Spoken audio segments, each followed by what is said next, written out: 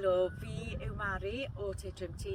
Fi'n mas I fas uned madarch ni yn Rhymsaran, Sir Ga, a mae uned arall dyn ni yn Pemparge, Ceredigion, a un arall yn Bethesda yn Gwynedd.